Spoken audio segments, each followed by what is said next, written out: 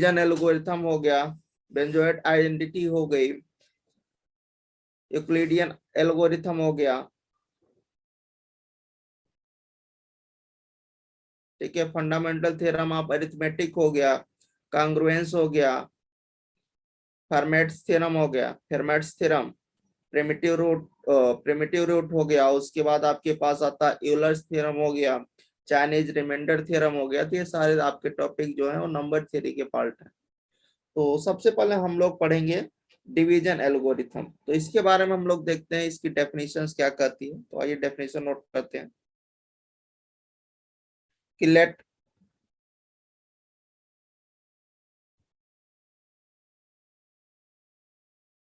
A and B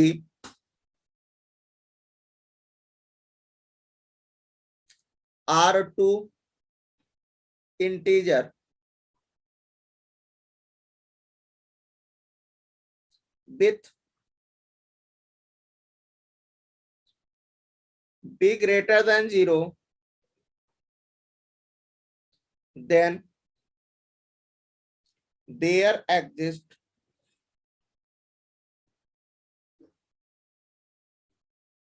integers Q and R such that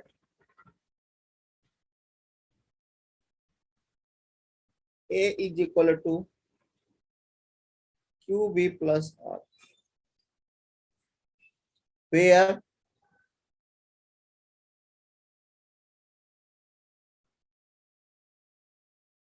R जो लाई करेगा वो या तो 0 के इक्वल होगा या फिर 0 से बड़ा होगा, and less than B, B से छोटा होगा। एंड यहाँ पर R किसको रिप्रेजेंट कर रहा है? R आपके पास रिमाइंडर को रिप्रेजेंट कर रहा है,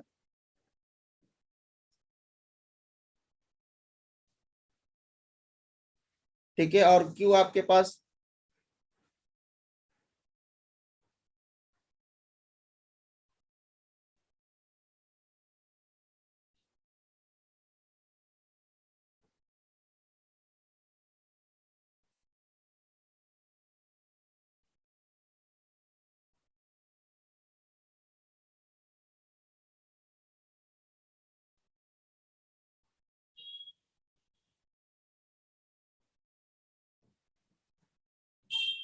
एंड जो आपके पास क्यू जो रिप्रेजेंट कर रहा है, क्यू किसको रिप्रेजेंट? कोसेंट को रिप्रेजेंट कर रहा है, ठीक है। अच्छा, तो ये जो डिवीजन एल्गोरिथम है ये क्या बोल रही है? डिवीजन एल्गोरिथम कि अगर आपके पास ए और बी कोई क्या है, ए एंड बी आर कोई आपके पास दो इंटीजर है, जहां पर जो बी है वो क्या है? ग्रेटर देन 0, मतलब 0 नहीं है, नॉन 0 है, ठीक है। And then there exist integers Q and R इस तरह से है डिफाइन कि such that A is equal to, क्या लिख पा रहे हैं? A को हम लोग लिख पा रहे हैं Q B प्लस R के फॉर्म में हम लोग रिप्रेजेंट कर दें, उसी को हम लोग क्या बोलेंगे? डिवीजन एल्गोरिथम बोलेंगे। मतलब कि अगर हमारे पास मान के चलिए कि कुछ ऐसा है कि यहाँ पर कुछ मैं पॉइंट बताता हूं कि लेट, अगर आपके पास A एंड B कोई A and B are two integers, A और बी आपके पास क्या है? कोई दो इंटीजर हैं, वेयर जहां पर जो बी है वो क्या है? This is the non zero, zero नहीं है, ठीक है। एंड जो ए है कुछ इस तरह से है जिसको ए को हम लोग लिख पा रहे हैं बी इंटू सी के फॉर्म में लिख पा रहे हैं। ए इज इक्वल टू क्या है? बी डॉट सी है। फॉर सम सी जो है वो आपके पास इंटीजर से आ रहा है, तो देन बी जो होगा वो डिवाइड करेगा, बी डिवाइड्स ए, बी डिवाइड्स ए को हम लोग अगर रिप्रेजेंट करें तो कुछ ऐसा करेंगे, बी ए को डिवाइड कर रहा, ठीक है। ये आपके पास एक, अगर आपके पास कोई डिवीजन एल्गोरिथम का एक पार्ट है, ठीक है, कि हम लोग उसको ए को क्या लिख पा रहे हैं? क्यू बी प्लस आर के फॉर्म में लिख पा रहे हैं ना, उसी को डिवीजन एल्गोरिथम। तो यहाँ पर क्या बोला जा रहा है कि अगर ए और बी कोई दो इंटीजर है जहां पर बी आपके पास क्या है? नॉन जीरो है, तो एंड जो ए है ए इज इक्वल टू क्या है बी डॉट सी के फॉर्म में हम उसको लिख पा रहे हैं। फॉर सम सो जो सी आप ले रहे हो कहां से ले रहे हो, इंटीजर से ले रहे हो, और बी कैसा, बी भी आप नॉन जीरो लेकर के चल रहे हो। देन तो जो बी होगा वो ए को डिवाइड करेगा। अगर बी ए को डिवाइड करेगा, ठीक है, तो ए को हम लोग इस फॉर्म में लिख पाएंगे कि नहीं लिख पाएंगे, A into Q B plus R के फॉर्म में। जब किसी को आप डिवाइड करते हो, जब आपके पास कोई नंबर होता है उसको डिवाइड करते हो तो कुछ उसका रिमाइंडर आता है, अगर है ना, और फिर उसके बाद क्या होता है क्यू उसका क्या क्वोशेंट जिससे आप डिवाइड कर रहे हो, तो डिवाइड करने पर कुछ तो आएगा क्वोशेंट, क्यू जो है कुछ आएगा। फिर आप क्या करते हो, अगर रिमाइंडर कंप्लीटली डिविजिबल हो जा रहा है तो रिमाइंडर जीरो हो जाता है, तो अगर कंप्लीटली डिविजिबल है तो आर की वैल्यू जीरो हो जाएगी। ठीक है ना, तो वही यहाँ पर लिखा हुआ है। नेक्स्ट यहाँ पर पॉइंट है कि A and B are two non zero integer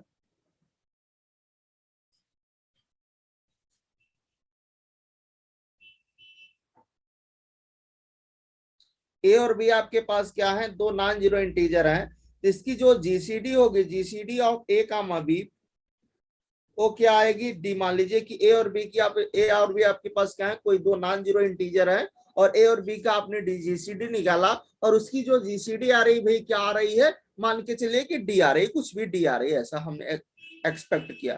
ठीक है, अच्छा, तो अब देखिए यहां पर ए जो है, ए और बी कैसे हैं, दोनों नॉन जीरो इंटीजर हैं। अब जैसे कि मान लीजिए कि ए आपके पास क्या है, एज्यूम करिए कि मान लीजिए कि हमारे पास ए जो है कोई पॉजिटिव इंटीजर है, ए आपके पास कोई पॉजिटिव इंटीजर है, और बी भी मान लीजिए कोई इंटीजर होगा, एन इंटीजर।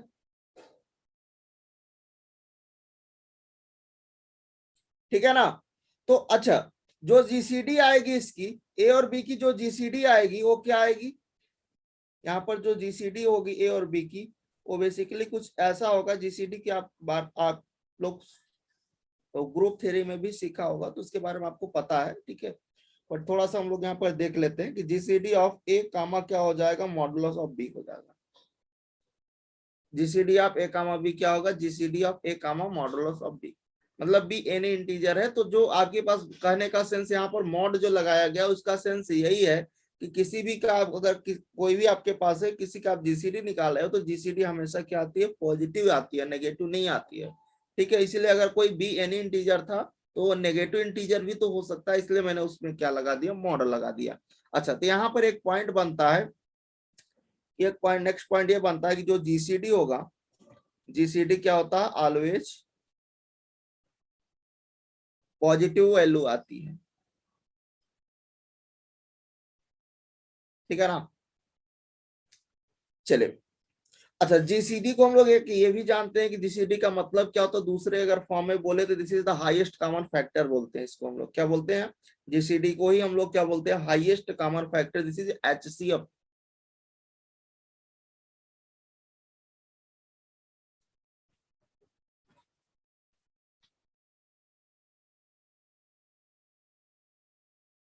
आपने एलसीएम एचसीएफ या एलसीएम एचसीएफ पढ़ा होगा ना, वही है एचसीएफ, हाईएस्ट कॉमन फैक्टर, इसी को हम लोग जीसीडी बोलते हैं। जीसीडी क्या होता है, ऑलवेज पॉजिटिव वैल्यू आती है। अच्छा, यहाँ तक तो आई होप समझ में आया होगा। तो अभी यहाँ तक उतना इंपॉर्टेंट नहीं, बट थोड़ी थोड़ी बेसिक चीजें हैं जो आपकी मेन जहाँ से क्वेश्चंस बनेंगे वो ज्यादातर बनेगी कॉन्ग्रुएंस से बनता है ना, या फिर चाइनीज रिमाइंडर थ्योरम, ये सारे से आपके वहां से क्वेश्चंस एराइज होंगे। बट हाँ, ये बेसिक चीजें हैं तो इसके बारे में थोड़ा सा हमने बता दिया। अच्छा, नेक्स्ट हम लोग डेफिनेशन देखते हैं, बेल्जोर identity, benzoate identity.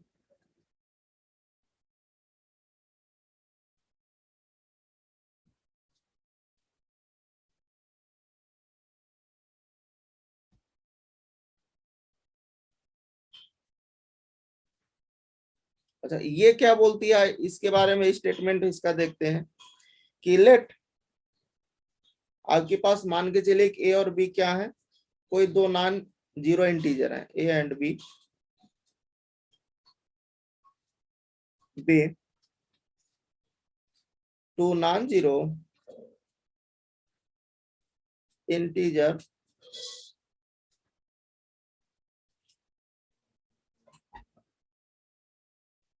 And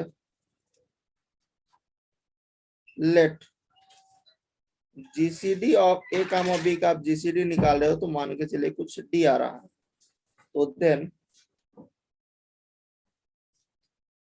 there exist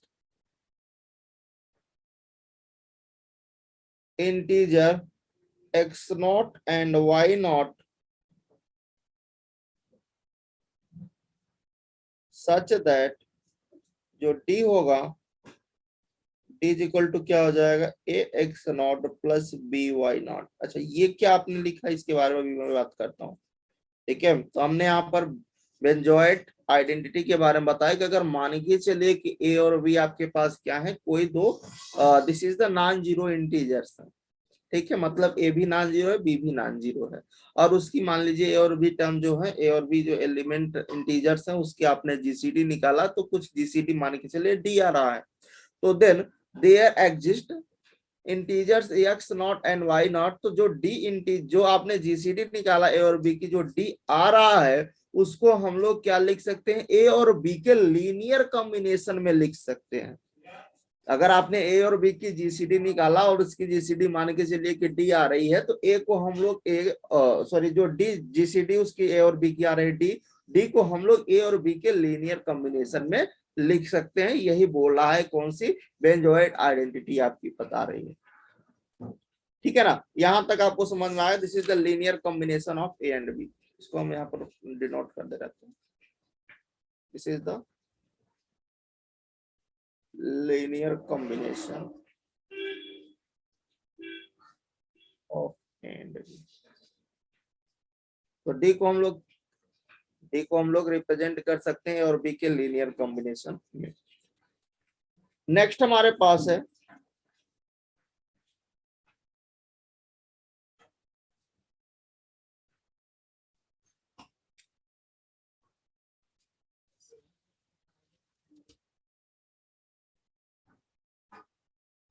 Euclid's algorithm.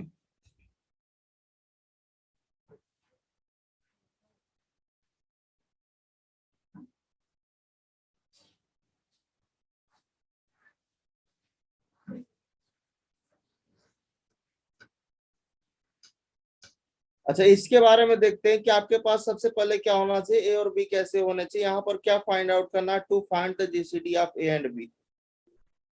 ठीक है, तो कोई आपके पास मान के चले यहाँ पर हमें फाइंड करना है कि टू फाइंड द, पहले हम लोग जीसीडी फाइंड कर लेते हैं। To find the GCD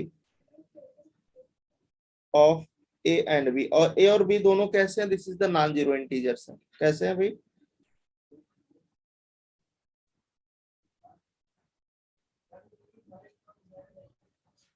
non zero integers. ठीक है, अच्छा यूज द, हम लोग अगर इसको देखना है तो हम क्या करेंगे, यहाँ पर यूज करेंगे किसको, डिवीजन एल्गोरिथम का यूज करेंगे। Use division algorithm.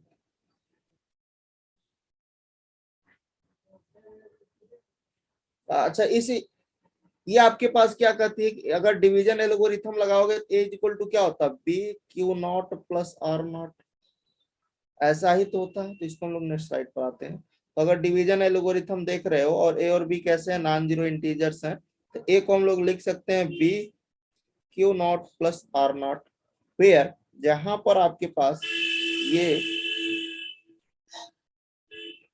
जो आर नॉट होगा वो अभी मैंने बताया था कि जो आर होगा या तो जीरो के इक्वल होगा या फिर जीरो से बड़ा होगा, बट बी से छोटा होगा, बी से छोटा होगा। ठीक है, रिमाइंडर जो है वो बी से छोटा होगा। अच्छा यहां तक तो आपको समझ में आ गया। बाय यूजिंग हमने क्या किया, यहाँ पर डिवीजन एल्गोरिथम लगाया।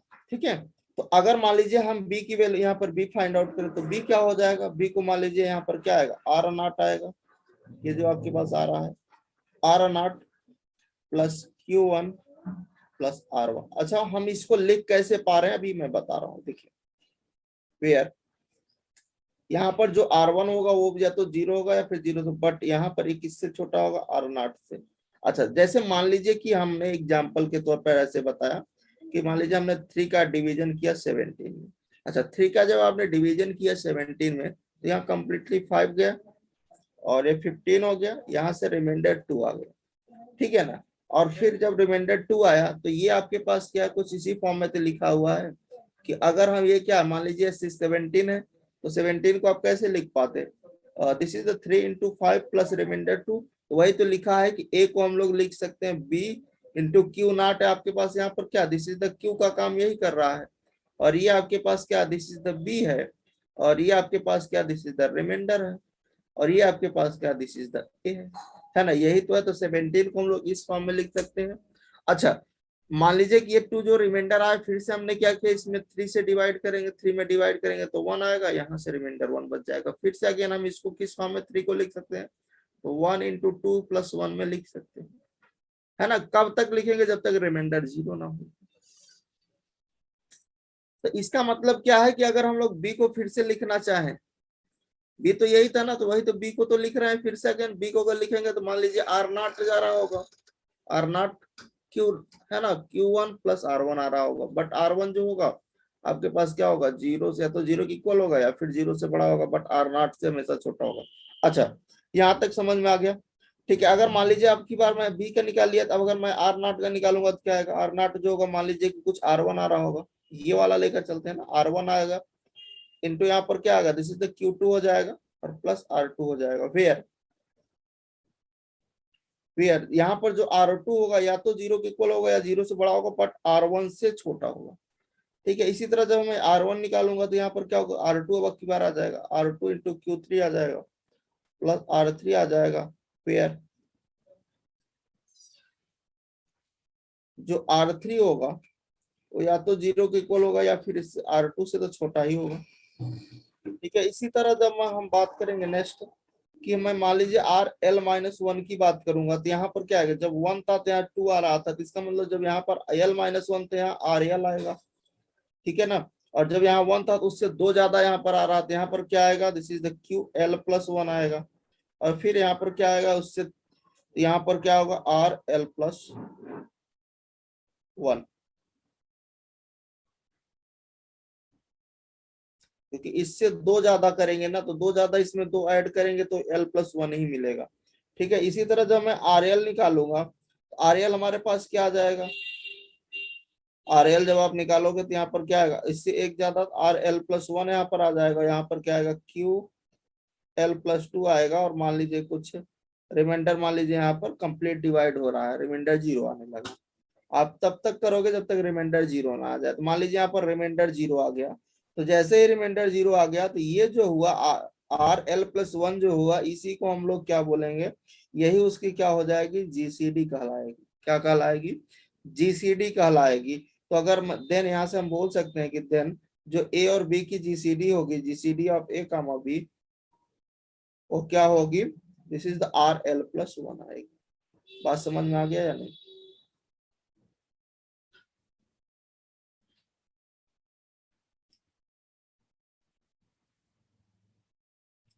तो यहाँ से हमें ये पता चला कि उसकी जो GCD होगी वो क्या होगी, RL+1 होगी।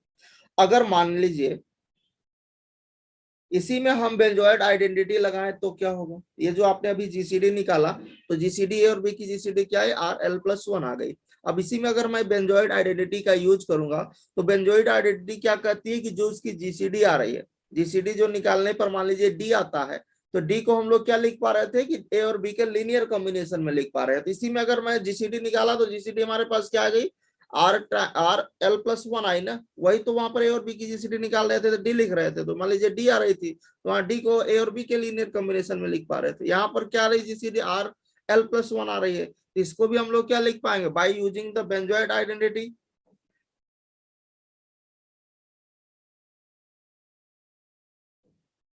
है ना।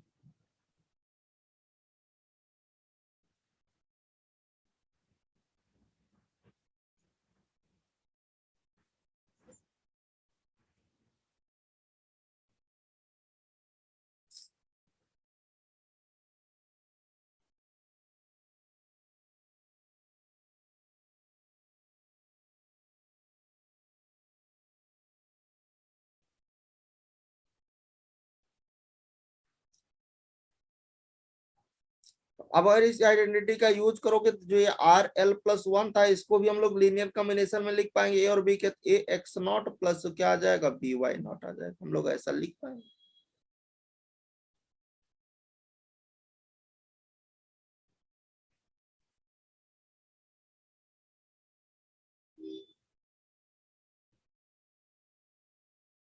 अच्छा, जो यूक्लिड एल्गोरिथम यूज करते हैं वो किसके लिए यूज करते हैं हम लोग, जीसीडी फाइंड करने के लिए, टू फाइंड द जीसीडी। ठीक है, तो जीसीडी को फाइंड करने के लिए जो यूक्लिड एल्गोरिथम है उसका यूज करते हैं। जैसे एक एग्जांपल देख लेते हैं,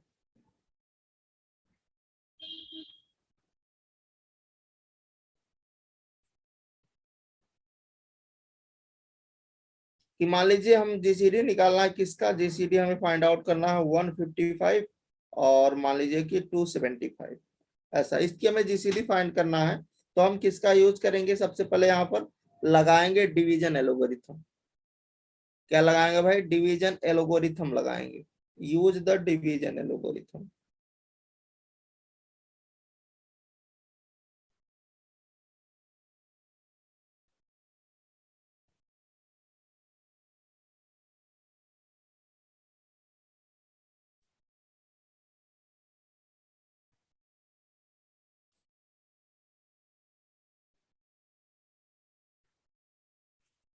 अच्छा, अगर आप डिवीजन एल्गोरिथम का यूज करोगे तो डिवीजन एल्गोरिथम क्या कहती है कि हम लोग ऐसा मान के चले कि इसको हमने ए बनाया, क्योंकि ये छोटा नंबर है, ये बड़ा नंबर, क्योंकि ये नेगेटिव है, ए इज इक्वल टू क्या होगा, B into Q plus R होता है ना, यही तो होता है। तो ए क्या है, माइनस का 275 है, इज इक्वल टू, है ना, और यहाँ पर क्या है, दिस इज द, ये क्या है 155। अच्छा, तो अगर हम लोग डिवीजन एल्गोरिथम का यूज कर रहे हैं तो यहाँ पर हम किससे, यहाँ पर 155 से 275 पर डिवाइड कर रहे हैं। तो हमारे पास हमने क्या किया, डिवाइड जैसे आप करोगे तो बेसिकली मान लीजिए 2 टाइम्स जाएगा, तो यहाँ पर माइनस है तो -2 हमने कर दिया, तो ये कितना हो जाएगा, दिस इज द अप्रोक्सीमेट हो जाएगा 50 और 31, है ना। और इसमें हम कितना ऐड और कर दें, एक मिनट, 155 आ रहा है ना,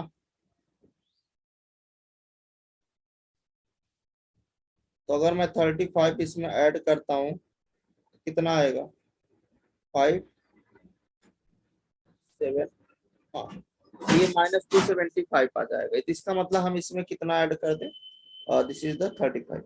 ये आप डिवाइड कर सकते हो, कुछ ऐसा था 155 का इसमें हम लोग डिवाइड कर रहे थे, है ना। तो ये नेगेटिव वाला जो था, अभी मैं इसको हटा दूं, यहाँ पर -2 टाइम ले गया, तो ये कितना गया, और दिस इज द 310 चला गया, और हमें कितना लाना, हमें तो इसको लाना था, हमने इसमें 35 ऐड कर दी।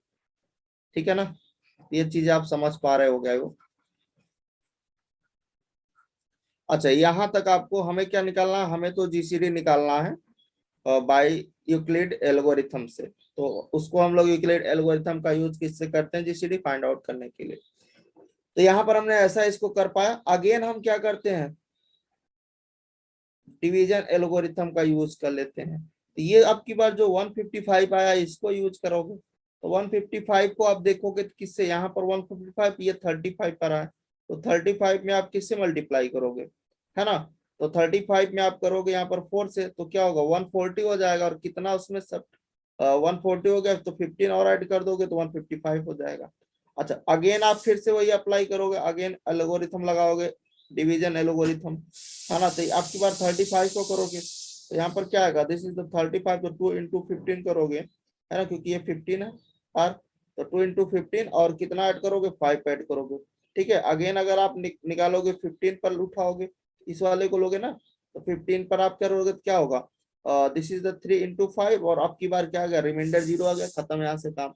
इसका मतलब आपके पास यहाँ से जो जीसीडी आई, जीसीडी ऑफ 155 का -275 की जो सीडी आई, जीसीडी आई, वो कितनी आ गई, फिर 5 आ रही है ना, 5 जीसीडी आ रही है ना। और 5 क्या होगा, this is the highest common factor, इसी को हम लोग बोलते हैं 5। देखोगे तो इसको डिवाइड करा, इसको भी, बट 3 नहीं कर रहा है, देख लो।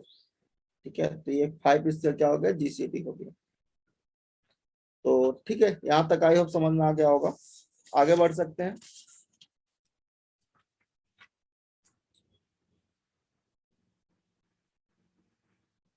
अच्छा, ये जो जीसीडी आई है, अभी हम लोग इसी पर और बात करते हैं कि ये जो जीसीडी आई है, तो अभी मैंने जो बेंजोइड आइडेंटिटी देख रहे थे, बेंजोइड आइडेंटिटी क्या कर रही थी कि डी को हम लोग ए और बी के लीनियर कॉम्बिनेशन में लिख सकते हैं, है ना, यही तो कर रही थी। तो अगर मैं यहाँ पर यूज करूं, यूज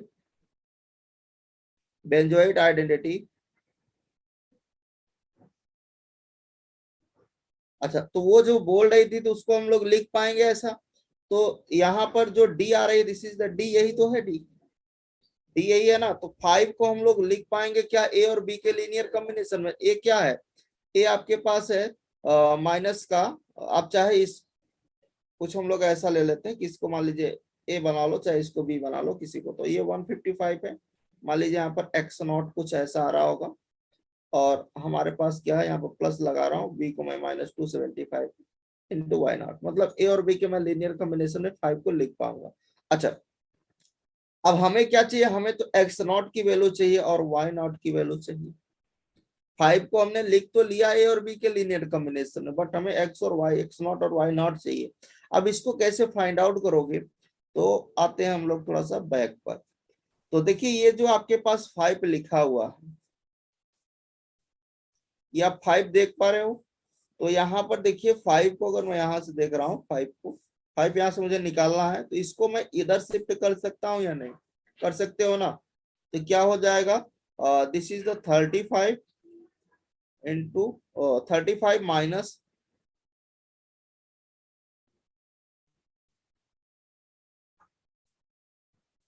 2 इंटू 15 होगा ना। अच्छा, अब फिर से हमें 15 निकालना है, तो 15 अब इस वाले से निकालेंगे, तो 15 निकालना है, तो इसको इधर शिफ्ट कर दीजिए। तो 5 को ही हमें फाइनल, 5 को ही हमें लीनियर कॉम्बिनेशन में लिखना है ना। तो देखिए 35 हो गया, -2 हो गया, ब्रैकेट में 15 को करेंगे तो क्या होगा, यहाँ पर 155 और -4 इंटू 35 आ जाएगा, ठीक है ना। अच्छा, यहाँ तक भी सही है। आगे नेक्स्ट लाइन करते हैं, 35 इसको मल्टीप्लाई कर दीजिए, 2 इंटू 155, और ये हो जाएगा 8 इंटू 35। इन दोनों को एक साथ कर लीजिए, ये हो गया 9 इंटू 35 -2 इंटू 155, ठीक है, दिस इज द 5, ठीक है ना। अच्छा, अब भी आपका काम नहीं हुआ है, क्योंकि अभी 35 को हमें हटाना, क्योंकि हमें यहाँ पर 155 जैसा लाना है। ये 155 वाला तो मिल रहा है, बट -275 वाला नहीं मिल रहा है। हमें इसके लीनियर कॉम्बिनेशन में लिखना है, ए और बी के ना। तो यहाँ पर 35 वाली वैल्यू अब यहाँ से उठा करके निकाल लो, यहाँ से 35 वाली वैल्यू, ये क्या होगा, 5 इज इक्वल टू 9, और ये ब्रैकेट्स में कितना आएगा, -275, और ये हो जाएगा, इधर आएगा तो प्लस आएगा 2 इंटू 155, ठीक है, माइनस का 2 इंटू, ये कितना था, 155 था। अब ये मल्टीप्लाई करोगे तो क्या होगा, माइनस का 9 इंटू 275, और ये हो जाएगा प्लस का 18 इंटू 155, -2 इंटू 155। अच्छा, इसको और सिंप्लीफाई करोगे तो that means 5 is equal to क्या हो जाएगा, ये हो जाएगा -9 इंटू 275, और ये हो जाएगा प्लस का 16 इंटू 155। तो देखिए, ए और बी के लीनियर कॉम्बिनेशन, इस 5 को आप लिख पाए कि नहीं। यहाँ पर क्या आ गया, इसको पहले लिख लीजिए 16 इंटू 155, क्योंकि 155 पहले था, माइनस, इसको प्लस कर लीजिए, माइनस का 9 इंटू 275, या प्लस 9 इंटू माइनस का 275 यहाँ कर लीजिए। एक मिनट, इसको अच्छे से कर देते हैं, थोड़ा सा स्पेस कम है, ध्यान दीजिए। तो यहाँ पर क्या होगा, प्लस का 16 इंटू माइनस का 275, ठीक है ना। तो यहाँ पर जो एक्स नॉट आएगा वो क्या आ गया, 16 आ गया, और जो वाई नॉट आ गया वो कितना आया, एक मिनट, एक यहाँ पर 9 होना चाहिए ना, या 9 आएगा,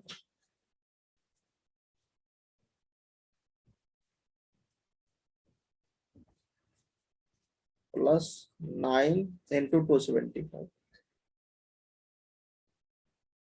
तो वाई नॉट क्या आ गया, यहाँ पर 9 आ गया।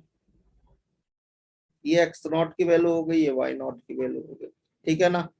तो देखिए हमने क्या निकाला यहाँ पर, हमने by using the benzoid identity का यूज करके आप एक्स नॉट और वाई नॉट को फाइंड आउट कर सकते हो। ठीक है, तो हमने यहाँ पर ये डिवीजन एल्गोरिथम लगाया जीसीडी फाइंड आउट करने के लिए। जब हमारे पास जीसीडी आ जाए तो जो जीसीडी आती है उसको हम लोग ए और बी के लीनियर कॉम्बिनेशन में लिख सकते हैं। फिर हमने क्या किया, इसकी वैल्यू निकालने के लिए हमने ये इस स्टेप को फॉलो कर लिया। ठीक है, क्योंकि हमने इसी को निकाला था तो हमने इसका उल्टा कर दिया कि हमें रिमाइंडर को फाइंड आउट करना है। यहाँ से हमने रिमाइंडर निकाल लिया तो इधर कर दिया, इसका रिमाइंडर यहाँ 15 को हमने इधर कर लिया, 35 को हमें चाहिए था तो हमने इधर शिफ्ट कर दिया। ठीक है ना। अच्छा, ये आपको समझ में आ गया होगा। चलिए,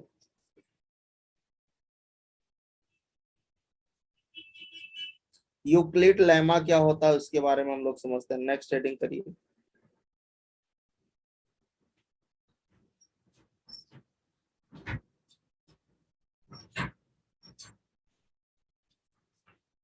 तो सबसे पहले हम लोग इसकी डेफिनेशन लिखते हैं कि let A and B are two integers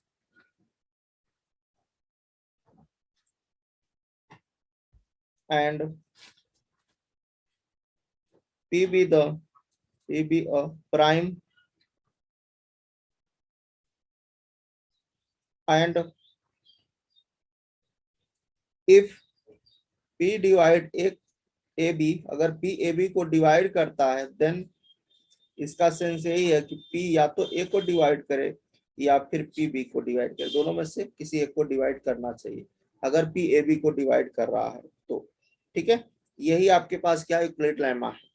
क्या कर रहा है कि अगर आपके पास ए और बी कोई दो इंटीजर्स हैं और पी ए बी को डिवाइड कर रहा है तो इसका मतलब है कि पी या तो ए को डिवाइड कर रहा होगा या फिर पी दोनों में से किसी एक को जरूर डिवाइड कर रहा है।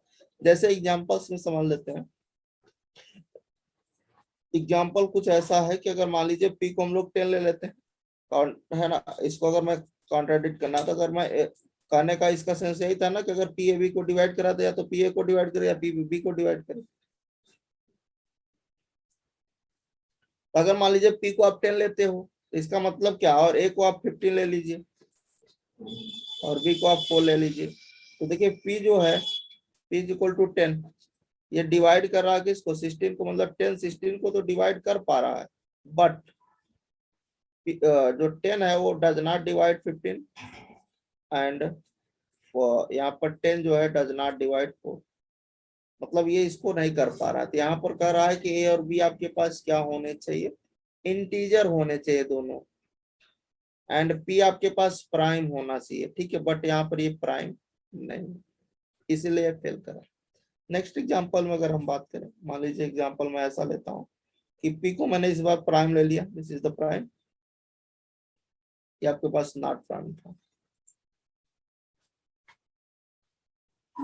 पी को आपने प्राइम ले लिया और ए को मैंने मान लीजिए 8 ले लिया एंड बी को मैंने 3 ले लिया। तो देखिए अब जो 3 है वो डिवाइड करेगा 24 को, सही बात है, और 3 जो है does not divide 8 but 3 divide 3, एक को कर रहा है ना, या तो वो ए को डिवाइड करे या फिर बी को, दोनों में से किसी एक को करे। तो यहाँ पर ये होल्ड कर रहा है, होल्ड यूक्लिड्स लेमा। ठीक है ना, यहाँ पर समझ में आ गया।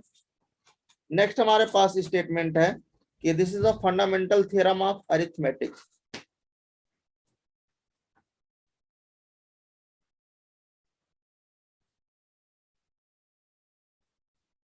Fundamental theorem of arithmetic.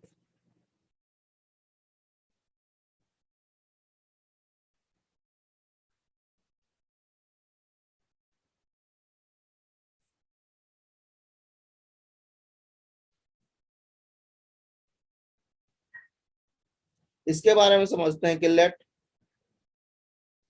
n belonging to in natural number and n greater than or equal to 2, then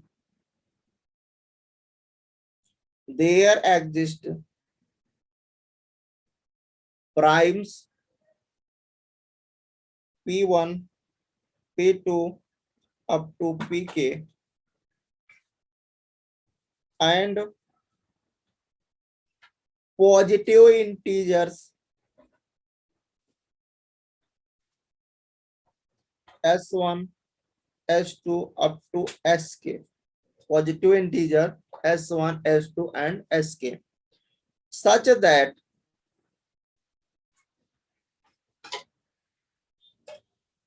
n is equal to P1 S1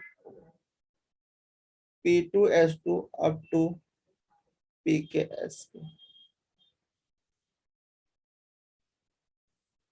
ये आपके पास क्या, this is the fundamental theorem of arithmetics.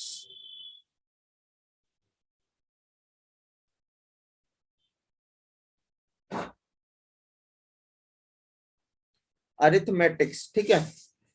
तो अगर यहाँ पर क्या बताया गया कि लेट ए आपके पास कोई एन है जो कहां से बिलोंग कर रहा है, नेचुरल नंबर से, और एन की जो वैल्यू ले रहे हो या तो 2 लोगे या फिर 2 से बड़ी लोगे, and then there exist a prime आपके पास एग्जिस्ट कर रहा है P1 P2 up to Pk, and जो पॉजिटिव इंटीजर्स है वो क्या है S1 S2 up to Sk। तो सच दैट एन को हम लोग लिख पाएंगे P1 की पावर S1 इंटू P2 की power S2 up to Pk की पावर Sk के फॉर्म में, ठीक है ना।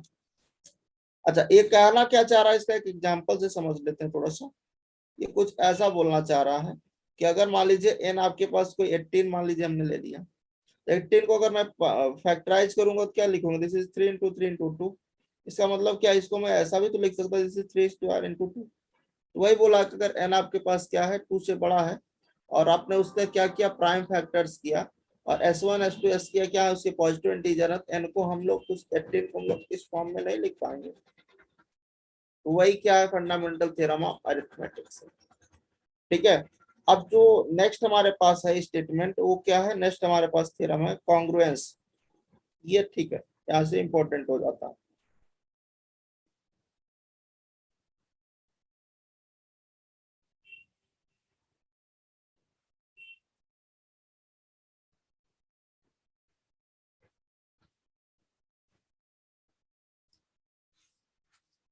कॉन्ग्रुएंस, ठीक है। तो कॉन्ग्रुएंस के बारे में थोड़ा सा इसका हम लोग स्टेटमेंट देख लेते हैं, क्या बोलना चाहता है ये कॉन्ग्रुएंस कि late n belonging to natural number and n is any fixed number and let a comma b belonging to integer if n divide a minus b, then we say a is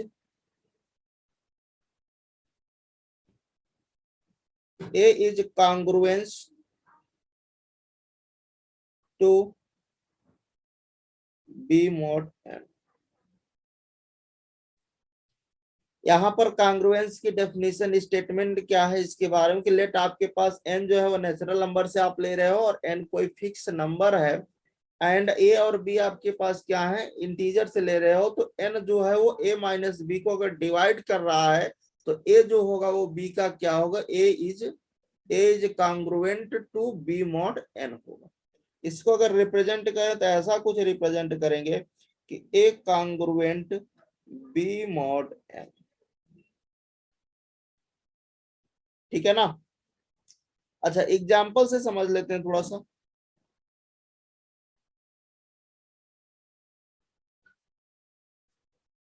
example से मान लीजिए first हमने ले लिया कि this is the 29 ले लिया, और 29 ले लिया, और यहाँ पर क्या है 29 को हम लोग कैसा लिख सकते, दिस इज द, इसको हम लोग लिख सकते हैं दिस इज द 8 mod 7।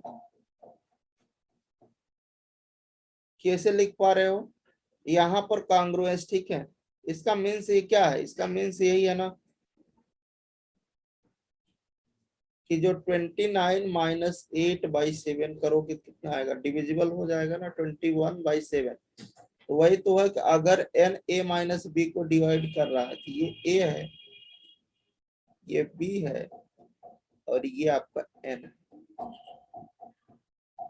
तो a माइनस बी बाई 7 करोगे, a minus B by n करोगे तो डिवाइड करेगा या नहीं करेगा? तो अगर ऐसा डिवाइड कर पा रहा है तो हम लोग इसको इस फॉर्म में लिख सकते हैं कि 29 कॉन्ग्रुएंट 8 मॉड 7। अगर ऐसा है तो हम लोग इस फॉर्म में लिख सकते हैं। बात समझ में आ रही है ना? जैसे सेकेंड एग्जांपल्स आप देखना चाहते हो ऐसा कि मान लीजिए हमारे पास 15 है, तो 15 को हम लोग क्या लिख सकते हैं? जैसे 3 यहाँ पर अगर आप कंप्लीटली डिविजिबल की बात कर लीजिए तो 15 को हम ऐसा बोल सकते हो कि 0 मॉड 5 ले लीजिए।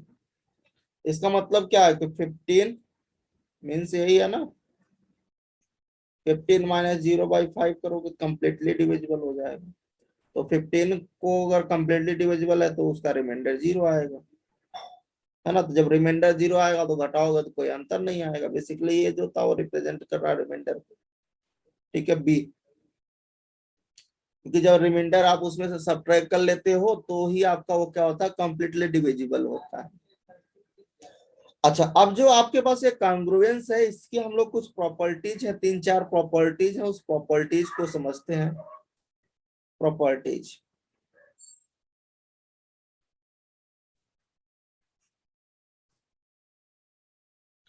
तो इनकी जो फर्स्ट प्रॉपर्टीज है कि if A congruence B mod n and b congruence c mod n, तो then a congruence c mod n भी होगा। अगर a congruence b mod n है and b congruence c mod n है तो a congruence c mod n भी होगा। पहला प्रॉपर्टी है। सेकंड ये है कि if a congruent b mod n then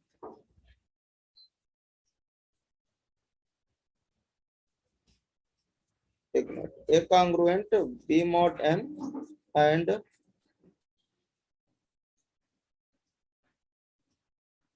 b congruent c mod n, तो then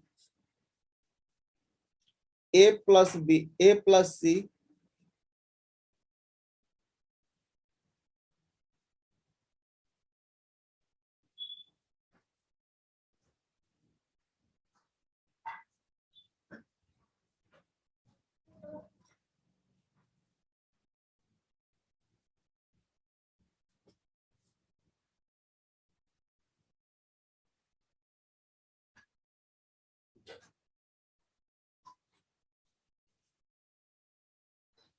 एक मिनट,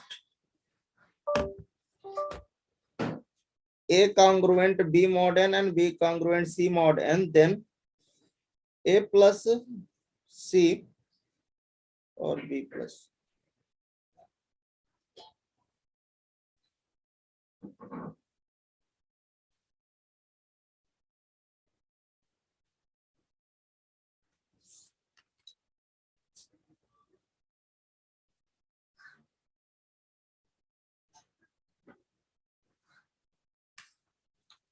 हाँ ठीक है। तो अगर a congruent b mod n and b congruent c mod n है तो देन a plus c जो होगा वो भी congruent होगा किसके, this is the b plus c।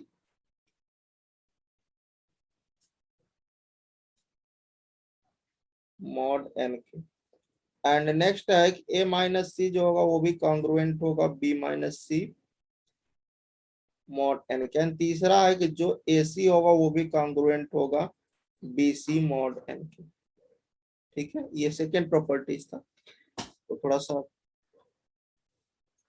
Correction था, कंफ्यूजन हो रहा था, कहीं मिस्टेक तो नहीं है ना, वो चेक करें कि if a congruent b mod n and b congruent c mod n है तो देन a plus c जो होगा a plus c congruent होगा b plus c mod n के। एंड अगर a माइनस सी कर रहे हो तो भी कॉन्ग्रुएंट होगा b माइनस सी mod n के, और a इंटू सी कर रहे हो तो भी कॉन्ग्रुएंट होगा b c mod n के। ठीक है, ये सेकेंड इनकी प्रॉपर्टीज थी।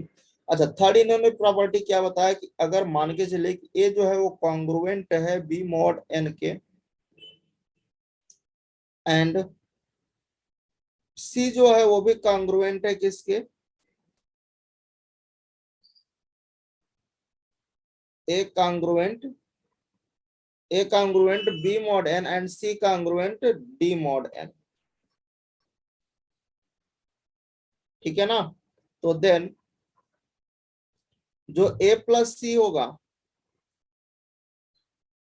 वो भी कॉन्ग्रुएंट होगा किसके, B plus D mod N के। ठीक है। दूसरा इन्होंने क्या बताया कि जो ए माइनस सी होगा वो भी कॉन्ग्रुएंट होगा किसके, B minus D mod N के। एंड तीसरा इन्होंने इसी में बताया कि जो ए सी होगा वो भी कॉन्ग्रुएंट होगा बी डी मॉड एन के। ठीक है ना। अच्छा, या फिर हम लोग और दूसरे भाषा में अगर बात करें तो कुछ हम लोग ये भी बोल सकते हैं कि इन पर्टिकुलर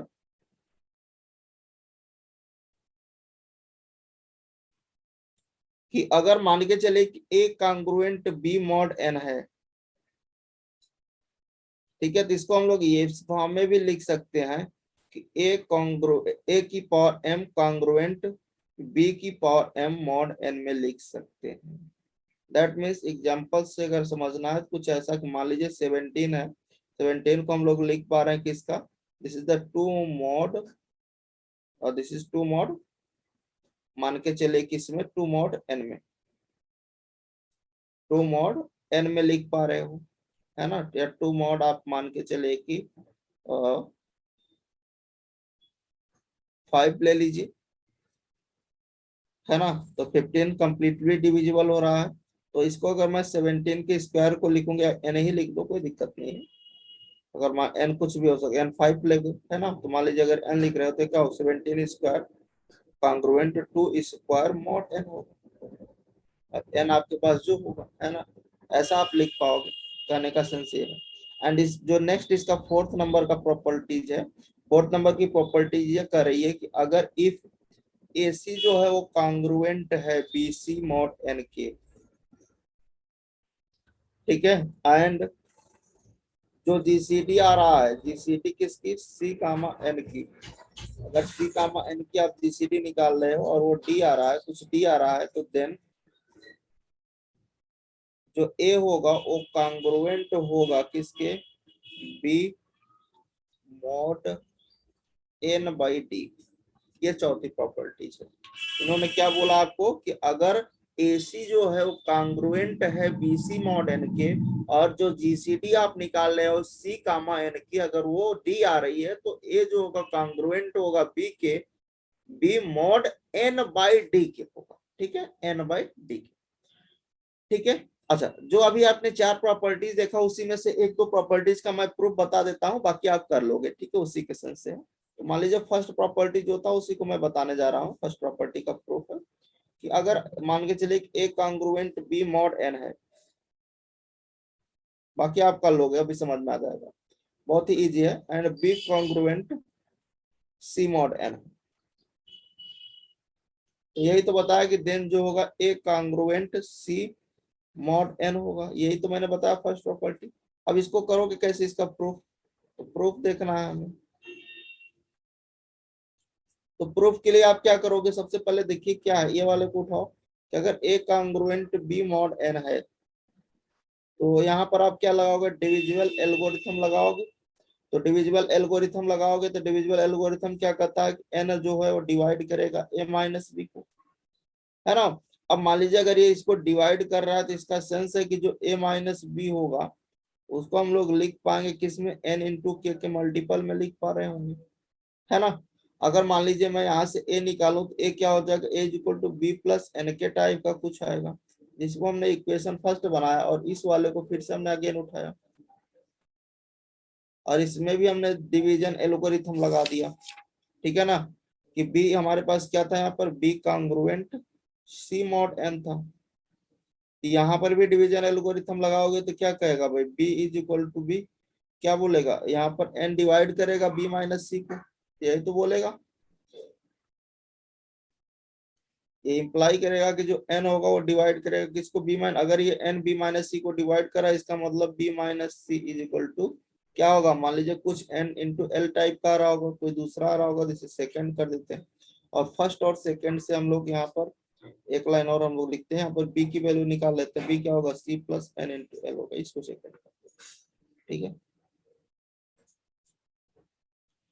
अब देखिए इक्वेशन फर्स्ट और सेकंड की हेल्प ले लीजिए from equation first and second we get. ठीक है, तो हमें यहाँ से क्या मिलेगा, देखिए यहाँ पर क्या है a is equal to B plus N K, यहाँ पर b की आप वैल्यू निकालो तो एक में रख दीजिए, तो a इज इक्वल टू क्या होगा, this is c plus N L plus n into K होगा, तो यहाँ से क्या आएगा c, और अगर आप n कॉमन करें तो l प्लस के आएगा, और l प्लस के क्या है, कोई नंबर है, दोनों का सम करोगे तो कोई नया नंबर आएगा, यहाँ से आ जाएगा a is equal to c plus N into, मान लीजिए कोई नया नंबर m टाइप का आ रहा होगा। ठीक है, अगर ऐसा है तो यहाँ से क्या इम्प्लाई करेगा कि जो a माइनस सी क्या होगा nm होगा, तो अगर यहाँ से देखिए इम्प्लाई करेगा जो n है वो डिवाइड करेगा किसको, अगर m की वैल्यू आप निकाल पा रहे हो A C is equal to N M है, तो इसका सेंस क्या है, n जो है डिवाइड कर रहा है किसको, a माइनस सी को, और जब वो डिवाइड कर रहा है तभी तो एन एम आ रहा है, m कोई नंबर है डिवाइड करने पर आ रहा है, मल्टीपल है उसके, इसका सेंस तो यही है ना कि n डिवाइड a माइनस सी, इसका मतलब क्या हो गया, ये इंप्लाई करेगा कि a जो होगा वो कॉन्ग्रुएंट होगा किसके, सी मॉड n के, यही तो प्रूफ करना था, यही तो प्रूफ करना था कि a congruent C mod n होगा। तो पहला आपको समझ में आ गया, हो इजी था। सेकंड वाले का एक प्रूफ मैं बताता हूँ, बाकी उसका नेगेटिव वाला और मल्टीप्लाई वाला आप कर लीजिएगा। बी वाला पार्ट का जो था कि हमारे पास क्या था, ए कॉन्ग्रुएंट बी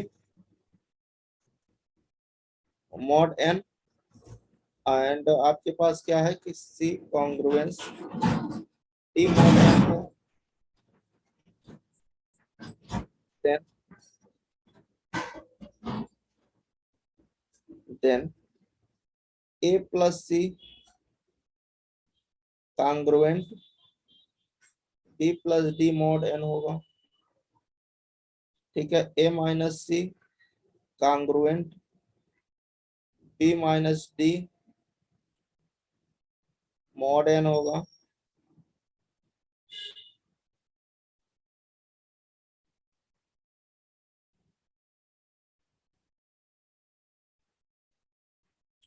या फिर ये भी हो सकता है AC congruent BD mod N होगा। ठीक है ना,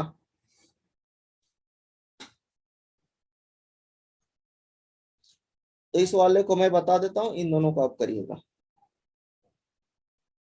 इजी है, जैसे मैं ऐड करके बताऊंगा वैसे आप सब्ट्रैक्ट करिएगा, वैसे मल्टीप्लाई कर लीजिएगा। ठीक है, तो प्रूफ देखते हैं। तो सबसे पहले इस वाले को लोगे, भाई ए कॉन्ग्रुएंट बी मॉड एन का सेंस किससे है, इसका मतलब तो यही है कि ना एन जो है डिवाइड करेगा M by division algorithm.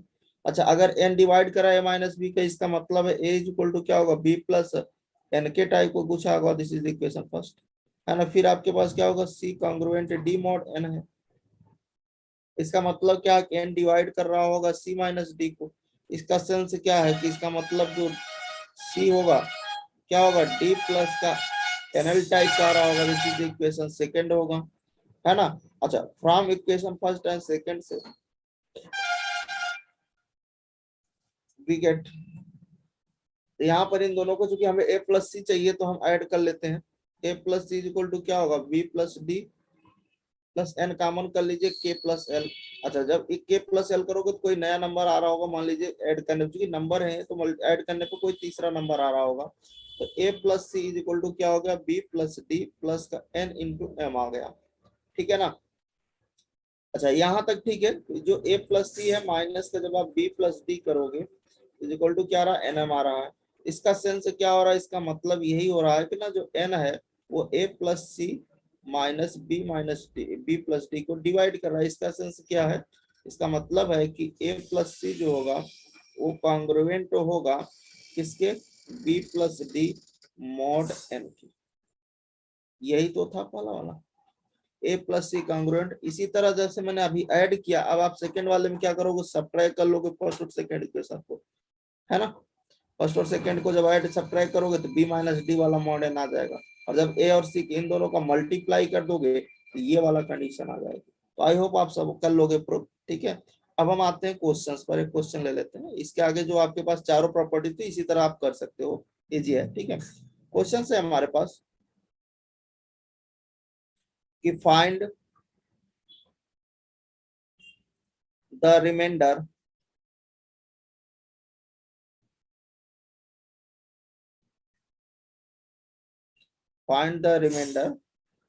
When 17 की पावर 341 इज डिवाइडेड बाई 5। इसको करते कैसे हैं, इस टाइप अगर आता है, इस टाइप को क्वेश्चन आता भी है एक, ठीक है। फाइंड द रिमाइंडर व्हेन 17 की पावर 341 इज डिवाइडेड बाई 5।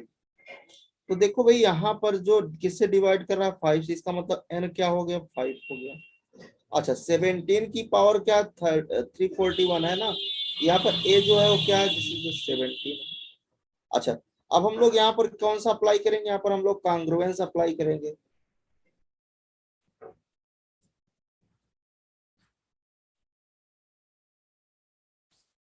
अगर हम लोग यहाँ पर कांग्रुएंस को अप्लाई करेंगे तो क्या कांग्रुएंस क्या कहता है, this is the A congruence B mod N. का मतलब क्या है, यहाँ पर A congruence B mod N, A क्या है, this is the 17 congruence B, B आपके पास कितना है, दैट मीन्स रिमाइंडर है ना, एक कांग्रुएंस बी मॉडर्न जिससे वो कंप्लीटली डिविजिबल हो जाए। यहाँ पर क्या है, दिस इज द मॉड 5 है। तो 5 का कब कंप्लीटली डिविजिबल है, यहाँ पर बी ऐसा क्या रख दें कि जिससे डिवाइड हो जाए, तो आपको बी को यहाँ पर 2 रखना पड़ेगा। मीन्स आप बी की वैल्यू को क्या रखो कि वो 5 उसको डिवाइड कर दे, यही तो होता है। तो बी को ऐसा क्या आप रखो जिससे वो डिवाइड कर दे। तो हमने कहा भाई अगर 2 रखते हो तो रिमाइंडर 2, क्योंकि बी क्या रिप्रेजेंट कर रहा, बी रिमाइंडर को ही रिप्रेजेंट कर रहा। अगर उसको रिमाइंडर को उसमें से माइनस कर दो तो कंप्लीटली वो डिवाइड कर जाए। तो अगर 17 माइनस 2 करोगे 15, जो 5 से कंप्लीटली डिवाइड कर देगा। समझ में आ रहा है या नहीं आ रहा है। अच्छा अभी मैंने एक प्रॉपर्टी और देखा कांग्रुएंस में कि इसका स्क्वायर भी हम लोग कर सकते हैं। अच्छा अगर आप इसका स्क्वायर करते हो फिर से, अगर आप, क्योंकि अभी मैंने कांग्रुएंस की प्रॉपर्टी में ये भी देखा, कांग्रुएंस में हमने ये भी देखा कि अगर एक कांग्रुएंस बी मॉड एन है तो देन ए की पावर एम कांग्रुएंस बी की पावर एम मॉड एन भी होगा। तो इस प्रॉपर्टी की हेल्प से अगर हम इसका स्क्वायर कर देते हैं तो ये भी क्या होगा, 4 मॉड 5 हो जाएगा।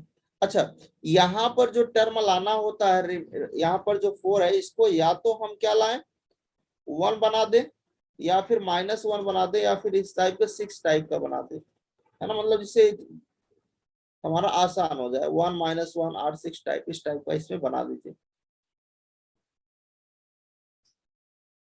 कोई इन तीनों में से कोई एक टाइप आप बना दो। तो अगर इसका डिवाइड करते हो तो रिमाइंडर कितना आ रहा है, -1 आ रहा है ना। इसका मतलब यहाँ पर क्या, दिस इज द 17 का स्क्वायर कांग्रुएंस यहाँ पर -1, और ये क्या होगा, मॉड 5 हो गया। अब फिर से आप इस वाली प्रॉपर्टी को लगा दीजिए। अगेन अगर इस प्रॉपर्टी को इस पर होल्ड कराते हो तो क्या होगा, 17 की पावर ये 4 बन जाएगा, कांग्रुएंस -1 का स्क्वायर हो जाएगा, और ये मॉड 5 आ जाएगा। ये हो गया 17 की पावर 4 कांग्रुएंस 1 मॉड 5 आ गया, है ना। अच्छा अब हमें क्या लाना, हमें तो यहाँ पर 17 की पावर 341 करना है, तो हम 4 से डिवाइड करेंगे 341 में। तो जैसे करोगे कितना आ जाएगा, दिस इज 85 आ जाए यहाँ पर कंप्लीटली डिवाइड, है ना, 32, 1 रिमाइंडर आ रहा है, ठीक है ना। तो इसका मतलब सबसे पहले हम लोग इसको कितने टाइम ले जाएंगे, 85 कर देंगे। तो 17 की पावर 4 की पावर 85 कांग्रुएंस 1 की पावर 85, और यहाँ पर मॉड 5 चल रहा है। ये कितना हो जाएगा, 17 की पावर 340 बन जाएगा, 1 की पावर 85 1 ही रहेगा, तो 1 मॉड 5 हो गया, है ना। और फिर हमने अभी आपको एसी वाला बीडी वाला जो देखा था, तो अगर मैं यहाँ पर 17 का मल्टीप्लाई करता हूँ दोनों तरफ, है ना, क्योंकि हमने अभी ये भी तो देखा था AC congruence BD mod N, congruence की तो प्रॉपर्टी में था, तो अगर 17 से मल्टीप्लाई कर रहा हूँ तो 17 की 340 into 17 is equal to 1 into 17 और मॉड 5, है ना।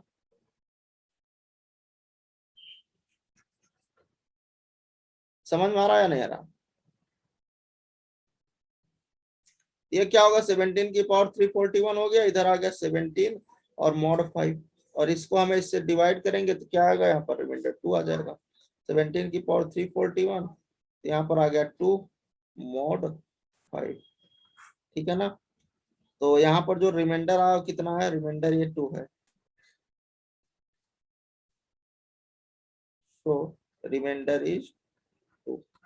तो इस तरह से हम लोग रिमाइंडर को फाइंड आउट करते हैं। तो यही आपको यूज करना था इस टाइप से। तो अभी हम इसके क्वेश्चन और देखेंगे। तो इस लेक्चर को हम लोग यहीं पर और करते हैं, फिर मिलेंगे इसके आगे नेक्स्ट लेक्चर में। ओके, तो thank you, bye bye, take care.